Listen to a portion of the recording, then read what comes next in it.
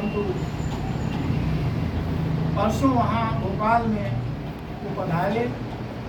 आज उनका कहीं दूसरे जगह कार्यक्रम हो गए, जिसके कारण हमारे प्रदेश अध्यक्ष आदि त्रिपाठी जी से दिल्ली आए हुए हैं। क्या मुख्य कार्यक्रम कोल माइंस में हो रहा है।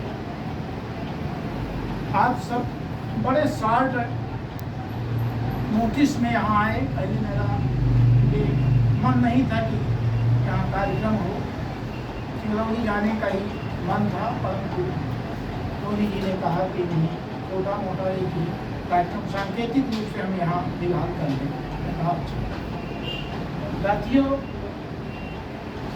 इंटर की स्थापना क्यों हुई, कहाँ हुई, कैसे हुई, उसके बारे में थोड़ा सा आप सबको मैं परिचय कराना चाहता हूँ। सबसे पहले तो आप की जानकारी के लिए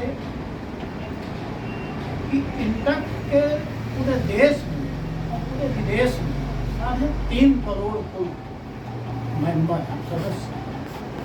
ये संगठन नेशनल नहीं बल्कि इंटरनेशनल संगठन है। जो हमारे राष्ट्रीय अध्यक्ष डॉक्टर जी संजीव रेड्डी हैं, जो पूर्व में मंत्री भी रहे हैं, राज्यसभा सदस्य भी रहे हैं, वो इंटरनेशनल लीडर हैं और राष्ट्रीय अध्यक्ष हैं। साथियों, देश जब आज़ाद हुआ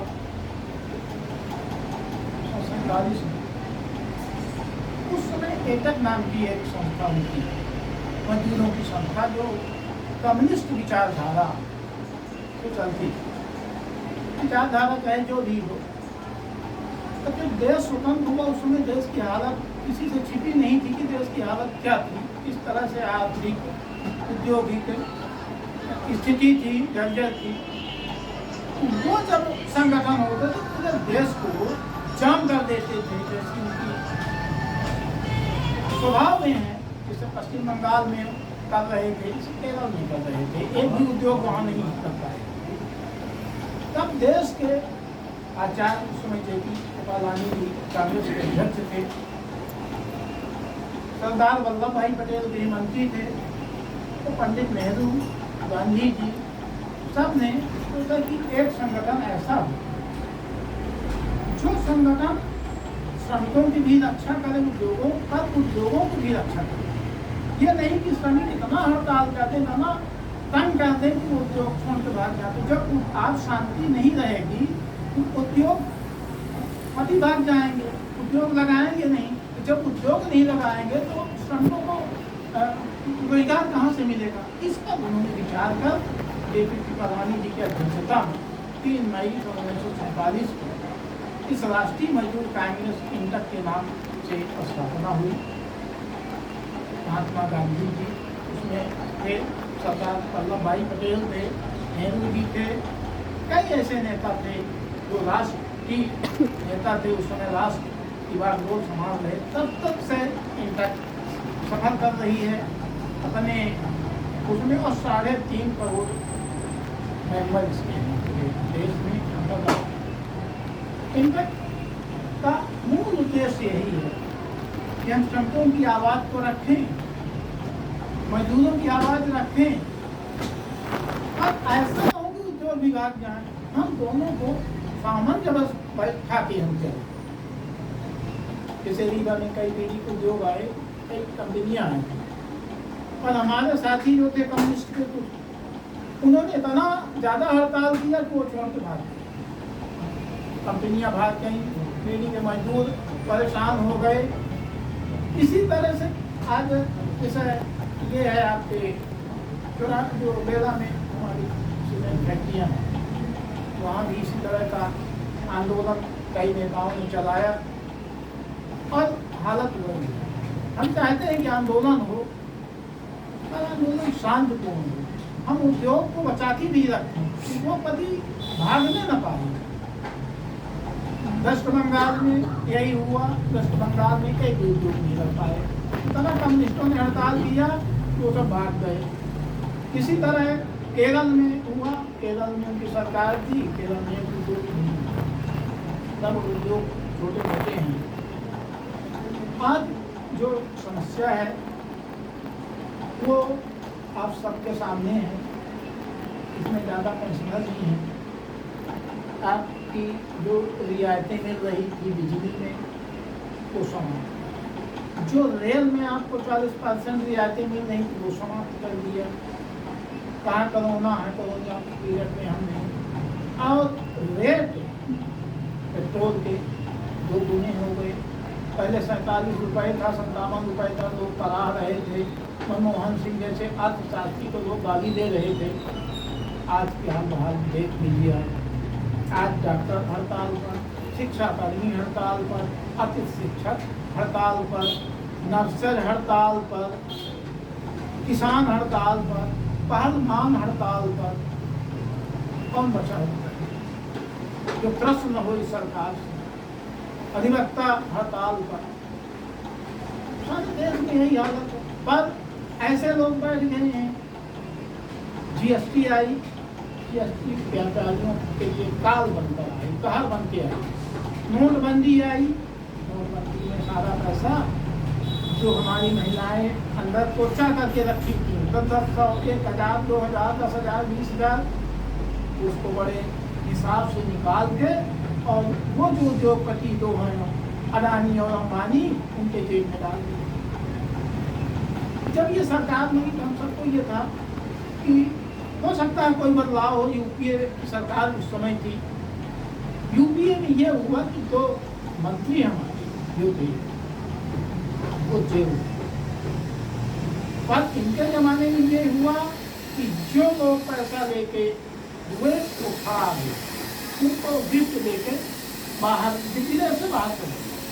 न तो एक पैसे काला धन है, न एक आदमी को रोजगार मिला। उन्होंने कहा था कि 2 करोड़ लोगों को हम रोजगार देंगे, पर रोजगार 2 करोड़ नीचे चला, लोग बेरोजगार होते गए। उन्होंने कहा था काला धन लाएंगे, एक पैसा काला धन नहीं।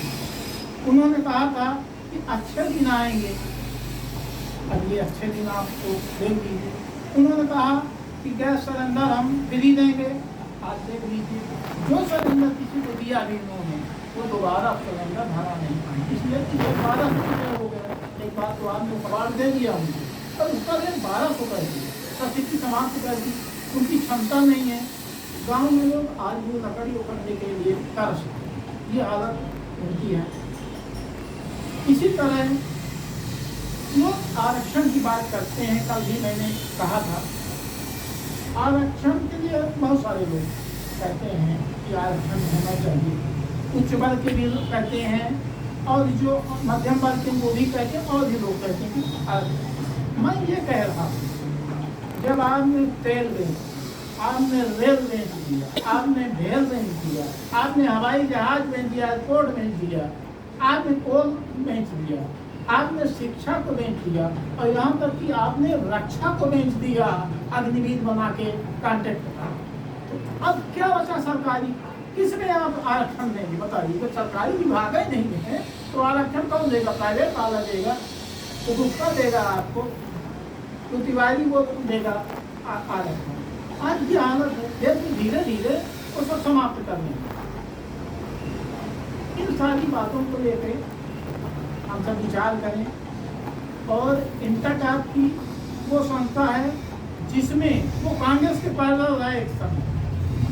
इंटक में महिला इंटक भी, सेवा दल भी, यूथ इंटक भी है, और इंटक तो है मजदूर। ये मजदूरों भर की संस्था नहीं, किसानों की भी संस्था है, बेरोजगारों की भी संस्था है, व्यापारियों की भी संस्था। ये मंच है, इससे सब अपनी अपनी बात उठा सकते हैं। और आप चाहें तो पूरे जिले में पूरे वार्डों में अपने सदस्य, अपने पदाधिकारी वार्ड वाइज जिस तरह से पार्टी बना रही उस तरह से आदमी बना सकते हैं। पर उसके लिए अगर हम एक आदमी हैं तो एक आदमी 5 आदमी को बना सकता है, सदस्य नहीं बना सकता। अब वो 5 आदमी को बना दें, नहीं 2 आदमी को बना सकते हैं। आप अपने मोहल्ले में एक कमेटी गठित कर लीजिए, तो किसी पार्टी वालों के पास आपको जाने की जरूरत भी नहीं है। आप 5 आदमी उठे और चले गए कलेक्टर के यहाँ, कोई समस्या हुई, 5 आदमी लिए आप चले गए कमिश्नर के यहाँ, नगर निगम में, वहाँ। इस तरह से हमें सदस्यता भी बढ़ानी है। और इस जो सरकार है 18 साल से आपके छाती में मूंग दल रही है, छाती में मूंग दल रही है। घोषणाएं 3,500 से ऊपर हो गए, क्या किसी को मिला कुछ? भाई 23 साल से उन्होंने कहा कि 23 साल से कम वाली जो हैं बेटियां उनको नहीं मिलेगी, तो 60 साल से ऊपर हो गई उनको नहीं मिलेगा। दिलेर भाई पेंशन पाते हैं उनको बेगम को नहीं मिलेगा। हैं मिश्रा जी ने एक गाड़ी खरीद ली है कहीं से कर्जा लेके, उनको नहीं मिलेगा। हैं तो किसी को मिलेगा नहीं। 20 लाख से भी कम महिलाएं आ रही हैं इसमें जो सर्वे आया है। तो काहे के लिए आप झूठ बोल के तमाम फैला रहे हैं? हमारी कमलनाथ जी ने कहा है कि हम न 23 देखेंगे न 61 देखेंगे, न गाड़ी देखेंगे न बंगला देखेंगे, सबको हम 1500 देंगे। और हमारी सरकार आएगी तो हम 500 में सरेंडर देंगे, जैसे हमारी राजस्थान में सरकार कर रही 500 रुपये, छत्तीसगढ़ में 500 रुपये वो हमारा। हम 2 लाख तक सरकार आएगी तो कर्ज माफी भी करेंगी, ये भी उन्होंने कहा। 27 लाख किसानों को उन्होंने कर्ज माफ किया था पहले फेज में। ये भाजपा की जब सरकार बनी उन्होंने ये स्वीकार किया विधानसभा में 27 लाख फर्स्ट फेज में। एक दिन में तो कर्ज नहीं माफ होगा, 2 बार 3 बार 4 फेज में चलेगा। ये उन्होंने 4-5 वादे किए हैं। आप सब बुद्धिजीवी हैं, आप विचार करें कि कितने सालों से सरकार चल रही है, अब सरकार को बदलना भी चाहिए। कहते हैं किसी भी सरकार आए तो उसको बदलते रहिए। तो ये लोग मोटे हो गए हैं। आज जिस वार्ड में आप चले जाइए, जहाँ चले जाइए वहाँ समझिए, और दुकानें 5 करोड़ 10 करोड़ है। इसमें किसी की हिम्मत कि 10 करोड़ की दुकान ले लेंगे? बताइए, गरीब आदमी की है हिम्मत? गरीब का उजाड़ के समझिए।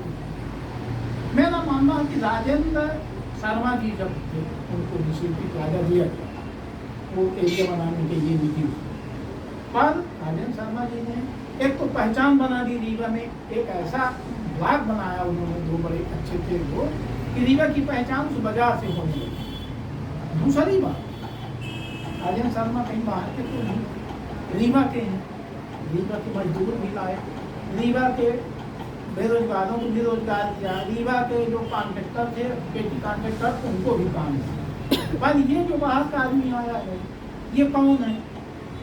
इसमें तो किसी को नहीं मिल रहा। ये जबलपुर से आ रहा है आयात करके।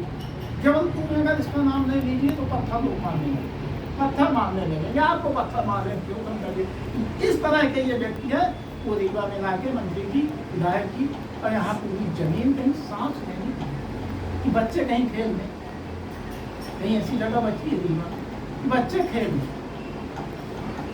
बताइए, जहाँ जहाँ जमीनें हैं वो सब कम करिए। दीजिए आप लोकल आदमी को भी कुछ दीजिए। क्या हमारे यहाँ के इंजीनियर, हमारे यहाँ के ठेकेदार, हमारे यहाँ के नौजवान क्या ये काम नहीं कर सकते? पहले नगर निगम बनाता था, दुकान बनाते थे लोग, और भी दुकानें बनती थी, नगर न्यास सुधार न्यास बनाया, तो वहाँ लोग चले जाता, अपनी से मिल जाता। आगे हो रही है। आप सब इसमें पधारे, आप सबका बहुत बहुत अभिनंदन इस स्थापना दिवस पर। समस्याएं बहुत हैं इस पर, तो घंटे 2 घंटे 3 घंटे का समय चाहिए। जितनी झूठी वो बरसात करते हैं शिवराज सिंह जी जब आते हैं, तो झूठ की बरसात उसको होने लगती है। वो भविष्यवाणी लोग भविष्यवक्ता कहते हैं कि आज जहाँ वो जाएंगे तो पहले भविष्यवक्ता कहने लगते हैं कि आज इस जिले में झूठ की बरसात होने वाली है। झूठ की बरसात के माहिर हैं, वो हिंदू मुसलमान करेंगे, वो मस्जिद बताएंगे।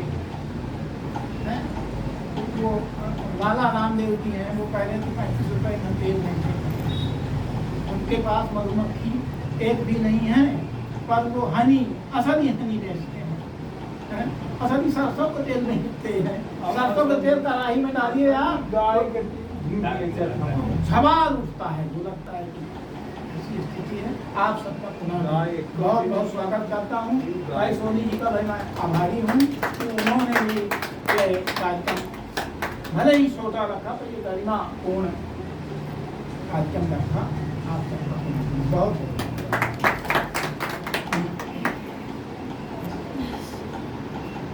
हो गया। आभार व्यक्त करते हैं।